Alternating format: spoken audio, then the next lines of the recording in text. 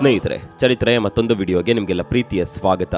ನೀವು ಒಂದು ಕಾರ್ ಖರೀದಿಸಿದಾಗ ಕೇವಲ ಇಂಜಿನ್ ಮತ್ತು ಸೀಟ್ಗಳಿಗೆ ಮಾತ್ರ ಹಣ ಕೊಡೋದಿಲ್ಲ, ಕಾರಿನ ಡಿಕ್ಕಿಯಲ್ಲಿರುವ ಸ್ಪೇರ್ ಟೈರ್ಗೂ ಹಣ ಕೊಡ್ತೀರಿ. ಆದರೆ ಇದರ ಉಪಯೋಗ ತುಂಬಾನೇ ಕಡಿಮೆ. ಹೀಗಾಗಿ ಇದು ಯಾವಾಗ್ಲೂ ಬೇಕಾದ ವಸ್ತುವಲ್ಲ ಅಂತ ನಿಮ್ಗೂ ಅನ್ಸುತ್ತೆ. ಹೆಚ್ಚಿನ ದಿನಗಳಲ್ಲಿ ಇದು ಅಗತ್ಯವಿಲ್ಲದ ಹೆಚ್ಚುವರಿ ತೂಕ ಅನಿಸುವಂತಿರುತ್ತದೆ. ಆದರೆ ಮಧ್ಯರಾತ್ರಿ ಹೆದ್ದಾರಿಯಲ್ಲಿ ನಿಮ್ಮ ಕಾರಿನ ಟೈರ್ ಪಂಚರ್ ಆದರೆ ನಿಮ್ಮ ಪ್ರಯಾಣ ಸಂಪೂರ್ಣ ನಿಲ್ಲದಂತೆ ಉಳಿಸುವ ಏಕೈಕ ವಸ್ತು ಆ ಸ್ಪೇರ್ ಟೈರ್ ಆಗಿರುತ್ತೆ. ಇದೇ ರೀತಿ ನಮ್ಮ ಜೀವನದಲ್ಲಿ ಹೆಲ್ತ್ ಇನ್ಶೂರೆನ್ಸ್ ಅನ್ನೋದು ಆ ಸ್ಪೇರ್ ಟೈರ್ನ ಹಾಗೆ. ಅದು ಒಂದು ಖರ್ಚು ಅಲ್ಲ, ಅದು ಒಂದು ಸುರಕ್ಷತಾ ವ್ಯವಸ್ಥೆ. ವೈದ್ಯಕೀಯ ತುರ್ತು ಪರಿಸ್ಥಿತಿ ಬಂದಾಗ ಅದು ನಿಮ್ಮ ಕುಟುಂಬದ ಭವಿಷ್ಯ ಹಾಳಾಗದಂತೆ ನೋಡಿಕೊಳ್ಳುತ್ತೆ. ಯಾವ ಅನಾಹುತ ಬಂದರೂ ಎದುರಿಸಲು ಒಂದು ಭದ್ರತಾ ಜಾಲವನ್ನ ಸಿದ್ಧವಾಗಿಟ್ಟುಕೊಳ್ಳುತ್ತದೆ. ಇನ್ನು ತುಂಬಾ ಜನಕ್ಕೆ ಇನ್ಶೂರೆನ್ಸ್ ಅಂದ್ರೆ ಶ್ರೀಮಂತರಿಗೆ ಮಾತ್ರ ಬೇಕಾಗಿರುವ ಐಶ್ವರ್ಯ ಎಂಬ ತಪ್ಪು ಕಲ್ಪನೆ ಇದೆ. ವಾಸ್ತವದಲ್ಲಿ ಶ್ರೀಮಂತರಿಗೆ ತುರ್ತು ಪರಿಸ್ಥಿತಿಯನ್ನ ನಿಭಾಯಿಸಲು ಹಣ ಇರುತ್ತೆ. ಆದರೆ ಮಧ್ಯಮ ವರ್ಗದವರಿಗೆ ಒಂದು ಎಮರ್ಜೆನ್ಸಿ ಸಿಚುವೇಶನ್ ಬಂದ್ರೆ ಸಾಕು, ಜೀವನ ಪೂರ್ತಿ ಉಳಿಸಿದ ಉಳಿತಾಯವೇ ಖಾಲಿ ಆಗಬಹುದು.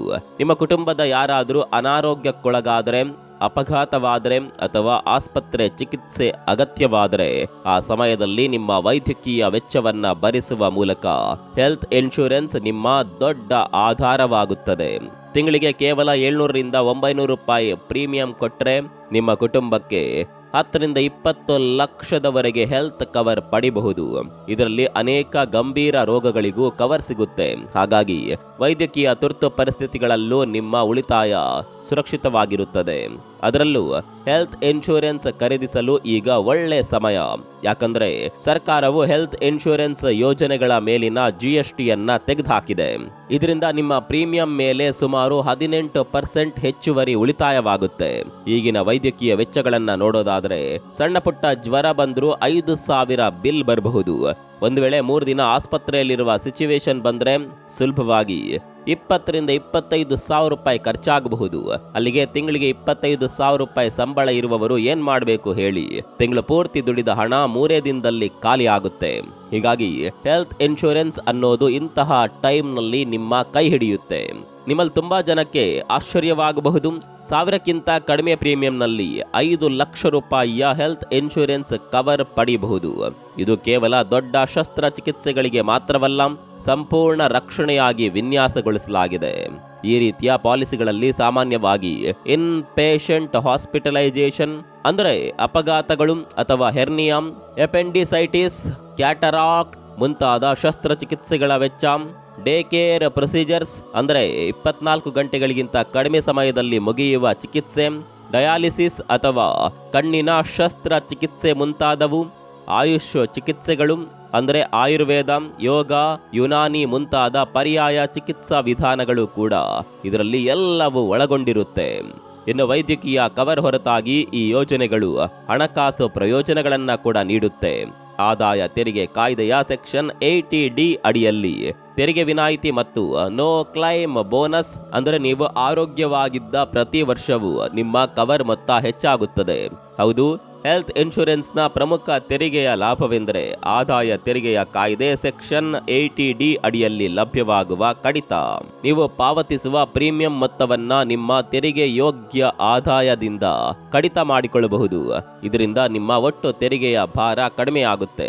ಜೊತೆಗೆ ಈಗ ಈ ಯೋಜನೆಗಳ ಮೇಲೆ GST ಇಲ್ಲದಿರೋದು ಪಾಲಿಸಿ ಹೊಂದಿರುವವರಿಗೆ ದೊಡ್ಡ ಪ್ರಯೋಜನವಾಗಿದೆ.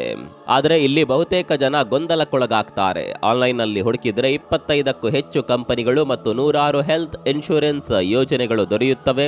ಹಾಗಾದರೆ ಸರಿಯಾದ ಪಾಲಿಸಿ ಯಾವುದು ಅನ್ನೋದನ್ನ ಹೇಗೆ ತಿಳಿದುಕೊಳ್ಳುವುದು?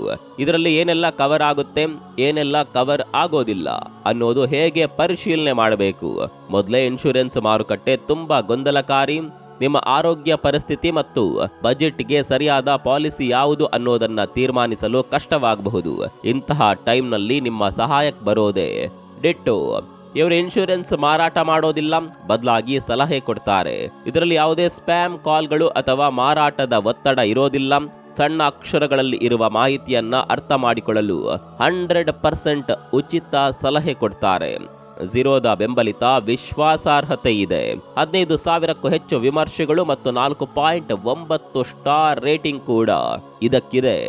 5 ಲಕ್ಷದ ಪಾಲಿಸಿ ಆರಂಭಿಕ ಹಂತದಲ್ಲಿ ಒಳ್ಳೆಯ ಪಾಲಿಸಿ, ಆದರೆ ಕೆಲವೊಮ್ಮೆ ಅನಿರೀಕ್ಷಿತ ಘಟನೆಗಳು ನಡೆದು ಹೋಗ್ತಾವೆ, ಸಂಕಷ್ಟಗಳು ಎದುರಾಗ್ತಾವೆ. ಉದಾಹರಣೆಗೆ ಹೇಳೋದಾದ್ರೆ ಕ್ಯಾನ್ಸರ್ ಅಥವಾ ಕಿಡ್ನಿ ಟ್ರಾನ್ಸ್ಪ್ಲಾಂಟ್ ಅಗತ್ಯವಿರುವಂತಹ ಗಂಭೀರ ಆರೋಗ್ಯ ಸಮಸ್ಯೆಗಳು. ಈ ಸಂದರ್ಭದಲ್ಲಿ 5 ಲಕ್ಷ ಕವರ್ ಇರುವ ಪಾಲಿಸಿ ಇಂತಹ ದೊಡ್ಡ ಸಂಕಷ್ಟಗಳ ವೆಚ್ಚವನ್ನ ಸಂಪೂರ್ಣವಾಗಿ ಭರಿಸಲು ಸಾಕಾಗದೆ ಇರಬಹುದು. ಅದರಲ್ಲೂ ಭಾರತದಲ್ಲಿ ವೈದ್ಯಕೀಯ ದರ ಏರಿಕೆ ಸುಮಾರು 14-15% ಇದೆ. ಇದರರ್ಥ ಸ್ಥಿರವಾದ ಇನ್ಶೂರೆನ್ಸ್ ಕವರ್ನ ಖರೀದಿ ಶಕ್ತಿ ಕಾಲಕ್ರಮೇಣ ಕಡಿಮೆ ಆಗ್ತಾ ಹೋಗುತ್ತೆ. ಇಂದಿನ 5 ಲಕ್ಷದ ಕವರ್ 5 ವರ್ಷಗಳ ನಂತರ ಕೇವಲ 2.5 ಲಕ್ಷದಂತೆ ಅನುಭವವಾಗಬಹುದು. ಈ ಅಂದಾಜಿಸಲಾಗದ ಮತ್ತು ಹೆಚ್ಚಿನ ವೆಚ್ಚದ ಘಟನೆಗಳ ಕಾರಣದಿಂದ 5 ಲಕ್ಷ ಕನಿಷ್ಠ ಆರಂಭದ ಮಟ್ಟವಾದರೂ ಯುವಕರು ಮತ್ತು ಆದಾಯ ಹೊಂದಿರುವವರು 10-15 ಲಕ್ಷ ಕವರ್ ಪಡೆಯುವುದು ಉತ್ತಮ ಆಯ್ಕೆ. ಇನ್ನು ಭಾರತದಲ್ಲಿ ವೈದ್ಯಕೀಯ ದರ ಏರಿಕೆ ಸುಮಾರು 14% ಇದೆ.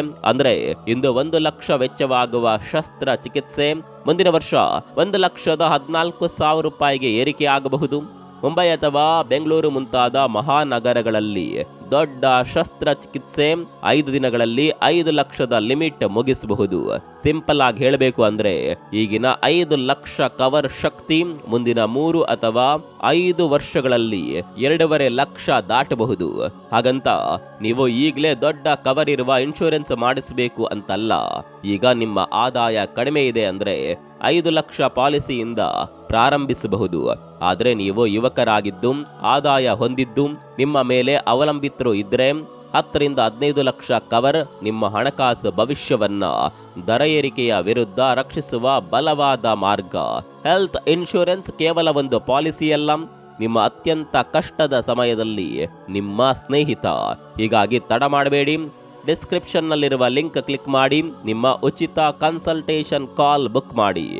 ಸೀಮಿತ ಸ್ಲಾಟ್ಗಳು ಮಾತ್ರ ಲಭ್ಯವಿರೋದು. ಹೀಗಾಗಿ ತಡ ಮಾಡದೆ ಈಗಲೇ ಉಚಿತ ಸಲಹೆ ಪಡೆಯಿರಿ.